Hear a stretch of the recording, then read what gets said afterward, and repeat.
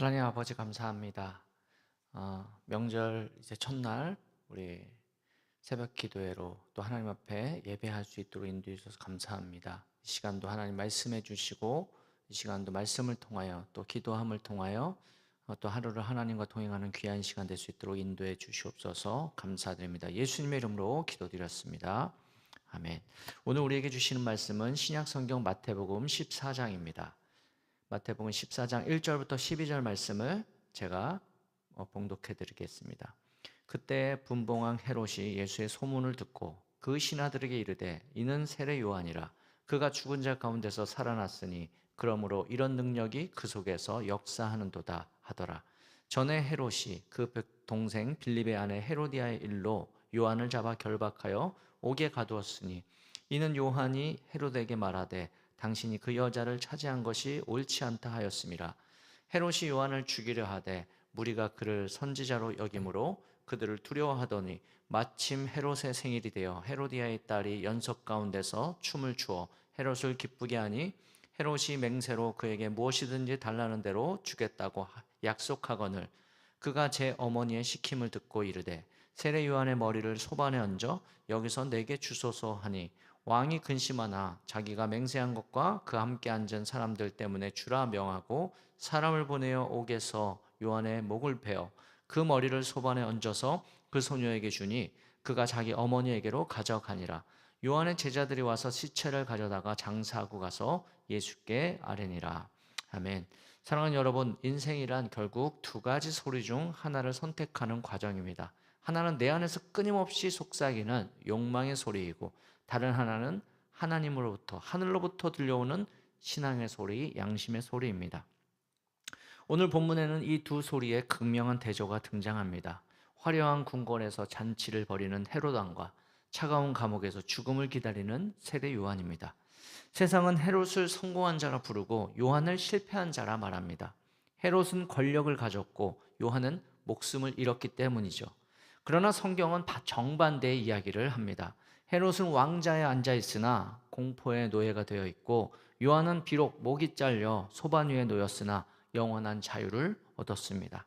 오늘 이 새벽에 우리는 스스로 질문해야 합니다. 나는 사람들의 박수 소리에 취해 살고 있는지 아니면 비록 고독할지라도 하나님의 음성에 반응하고 있는지 이 질문을 품고 본문의 깊은 곳으로 들어가 보겠습니다.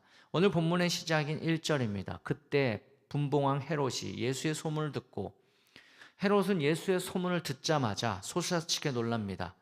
여기서 분봉왕 헤롯이라고 하죠. 성경에는 헤롯이라는 이름을 가진 인물들이 여러 명 등장해서 헷갈리기 쉬운데 오늘 본문에 등장하는 분봉왕 헤롯과 우리에게 잘 알려진 헤롯 대왕은 아버지와 아들 관계입니다.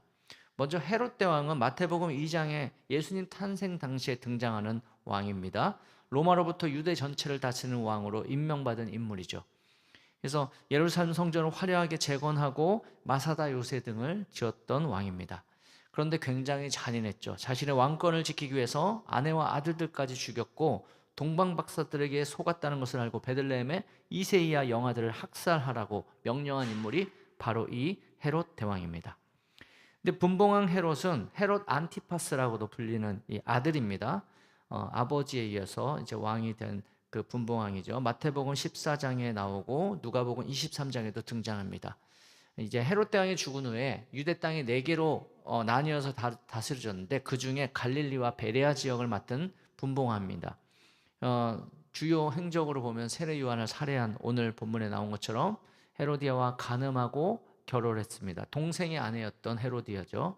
네, 그래서 이를 비판한 세례 요한을 옥에 가두고 결국 목을 베어 죽였던 인물입니다.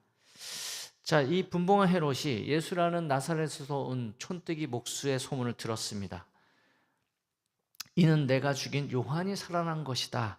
여러분, 이것은 죄책감이 만든 환상일 것입니다. 예를 들어 보겠습니다. 어두운 밤길을 걷는데 뒤에서 발가락 소리가 들립니다. 죄 지은 게 없는 사람은 누가 오나 보다 하고 넘기겠지만 도둑질을 한 사람은 경찰이 나를 잡으러 왔다 하며 심장이 터질 듯 뜁니다. 도둑이 제발 저린다는 말이죠. 이렇게 죄는 우리의 인지 능력을 왜곡시킵니다. 헤롯은 최고의 권력을 가졌지만 밤마다 이 죽은 요한의 환영에 시달리는 비참한 왕이었습니다. 이처럼 회개하지 않는 죄는 반드시 우리 인생에 두려움이라는 독버섯을 피어 올리게 합니다. 3절로 넘어가겠습니다. 요한은 헤롯의 부도덕함을 향해서 옳지 않다고 외쳤습니다. 요한의 동생이 아내를 취한 것은 단순한 스캔들이 아니라 하나님의 법을 정면으로 거스르는 것이기 때문에 옳지 않다라고 요한은 외쳤습니다. 그런데 그는 그런 행동으로 인해서 죽임을 당했죠. 오늘날 우리는 어떻습니까? 좋은 게 좋은 거지, 상처 주지 마라, 은혜로 넘어가라 는 명분 아래 진리를 외면합니다. 불의를 눈감아달라고 합니다. 그게 사랑이라고 말할 수 있겠습니까? 하지만 진짜 사랑은 상처가 남더라도 아프더라도 수술대를 권하는 의사와 같습니다. 암덩이를 보고도 피부색이 참 좋으시네요 라고 말하는 의사는 살인자입니다. 요한은 헤롯을 미워해서 비판한 것은 아닙니다. 그의 영혼이 지옥으로 달려가는 것을 보고 참아 볼 수 없었기에 목숨을 걸고 브레이크를 밟아준 것입니다. 지금 당신의 양심을 찌르는 그 불편한 설교와 말씀, 그 따끔한 조언이 당신을 살리는 마지막 생명줄일지도 모른다는 생각을 해야 될 것 같습니다. 6절 이후로 가보겠습니다. 헤롯이 이제 생일잔치가 벌어집니다. 술과 춤이 가득한 그곳에서 비극이 잉태됩니다. 헤로디아의 딸이 춤을 추자 헤롯은 군중 앞에서 허세를 부리며 무엇이든 주겠다 맹세합니다. 여러분, 여기서 알아야 될 것이 있습니다. 헤롯은 자신의 말 한마디가 얼마나 큰 영향력이 있는지, 무게감이 있는 말인지, 책임을 가지고 해야 하는 위치에 있었는지를 알아야 했습니다. 리더의 자리는 이렇게 무겁습니다. 말 한마디도 신중해야 하는 것입니다.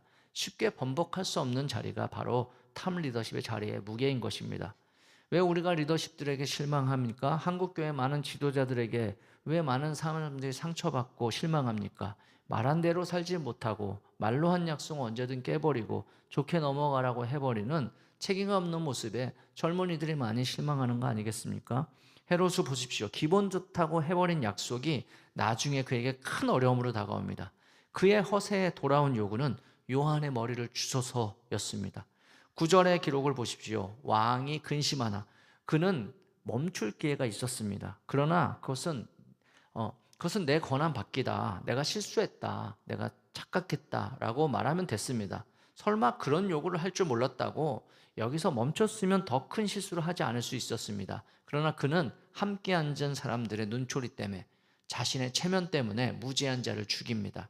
이것이 헤롯의 비극, 현대인의 비극입니다. 우리는 하나님 한 분을 두려워하지 않기에 수만 명의 눈치를 보며 삽니다. 직장 동료의 시선 때문에 신앙을 타협하고, 이웃의 평가 때문에 무리한 소비를 하고, 내 체면을 세우려 양심을 팝니다. 체면을 지키다가 본질을 잃어버리는 어리석은 자가 되지 않길 바랍니다. 오늘 본문의 마지막 12절은 깊은 여운을 남깁니다. 요한의 제자들의 반응을 한번 보십시오. 세상의 어떤 사람들처럼 스승의 복수를 하겠다고 시위를 하고 투쟁을 하지 않았습니다. 어찌 보면 스승인 요한이 섭섭할 수 있을 만한 반응 아니겠습니까? 요한의 제자들이 와서 시체를 가져다 장사하고 가서 예수께 아뢰니라. 제자들은 분노하고 헤롯의 궁궐로 쳐들어가지 않았습니다. 복수심에 불타 칼을 들지도 않았습니다. 그들은 그 참혹한 슬픔과 시심을 수습하고 예수께로 갔습니다. 이것이 우리 성도가 고난을 다루는 방식인 것입니다. 사랑하는 여러분, 우리는 오늘 마태복음 14장에 이 비극적인 잔치를 보았습니다. 세상의 눈으로 보면 이보다 더 처참한 실패는 없습니다. 세상은 이해할 수 없는 비극으로 가득합니다. 열심히 살던 사람이 병에 걸리고 의로운 사람이 먼저 떠나기도 합니다. 그때 우리는 세상에 대항해 소리를 높이기보다 조용히 주님 앞에 엎드려야 합니다. 주님만이 그 억울함을 아시고 주님만이 그 죽음을 생명으로 바꾸실 수 있기 때문입니다. 여러분, 쟁반에 놓인 요한의 머리는 실패의 상징이 결코 아닙니다. 세상은 그를 실패자라고, 그의 죽음을 의미 없는 죽음이라고 부를 수 있습니다. 그렇지 않습니다. 그의 머리는 사명을 완수한 자의 훈장과도 같습니다.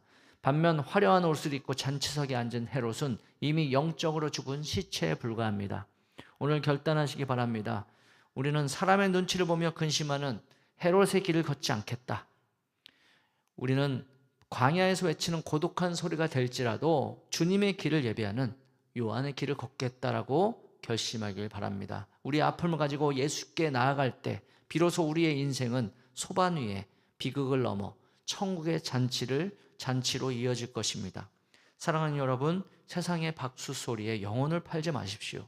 사람의 눈치라는 감옥에서 이제 그만 걸어 나오시기 바랍니다. 왕이 근심하나 이라는 이 구절이 여러분의 인생을 수식하게 두지 마십시오. 근심하면서도 죄를 짓는 비겁한 인생이 아니라 손해를 보더라도 하나님 앞에 정직한 인생을 선택하시기 바랍니다. 여러분의 삶이 소반의 요한처럼 세상에 난도질 당할 것 같을지라도 기억하십시오. 주님은 그 소반을 천국의 잔치상으로 바꾸실 것입니다. 세상이 감당치 못할 소리, 세상을 일깨우는 광야의 외침으로 살아가시는 여러분이 되길 바랍니다. 오늘 이 시간 우리 마음속에 헤롯을 십자가에 못 박고 오직 주님의 음성 앞에서만 반응하는 진정한 자유를 누리는 하나님의 자녀 되기를 주님의 이름으로 축원합니다. 기도하겠습니다. 하나님 아버지 감사합니다. 주님 앞에 이제 이 말씀을 듣고 또 이 말씀을 마음판에 새깁니다. 하나님이 이 말씀대로 하나님 앞에 정말 하나님의 생각과 하나님의 말씀대로 살아가는 우리 모두가 될 수 있도록 인도해 주시옵소서. 이제 명절을 보내고 있습니다. 많은 사람들을 만나게 됩니다. 우리가 사랑하는 사람들, 또 우리의 친척, 가족, 하나님 그 만나는 자리 가운데 하나님의 은혜의 통로로 우리를 사용하여 주시고 하나님 그 안에서 천국을 누릴 수 있는 하나님 거룩한 발걸음 될 수 있도록 축복하여 주시옵소서. 원근 각처로 흩어지는 우리 사랑하는 성도들 어딜 가든지 하나님 눈동자처럼 지키시고 오고 가는 모든 여정 가운데 하나님 보호하여 주셔서 건강한 모습으로 다시 만날 수 있도록 하나님 인도해 주시옵소서. 병중에 있는 성도들이 있습니다. 아픔 가운데 있는 성도들이 있습니다. 하나님 그 성도들 치유하여 주시고 회복하여 주셔서 하나님 전에 나와 기쁨으로 예배의 날이 속히 올 수 있도록 주여 인도해 주시옵소서. 우리의 마음을 담아 드리는 예물 가운데도 함께해 주시고 날마다 하늘의 복을 내려주셔서 땅에서도 기쁨과 은혜를 누리며 살아가는 우리 모두가 될 수 있도록 축복하여 주시옵소서. 우리의 삶을 주님 앞에 올려드립니다. 오늘도 우리와 동행하여 주시고 우리가 발을 딛는 곳곳마다 하나님 나라가 될 수 있도록 하나님 통치하여 주시옵소서. 감사드립니다. 예수님의 이름으로 기도드렸습니다. 아멘.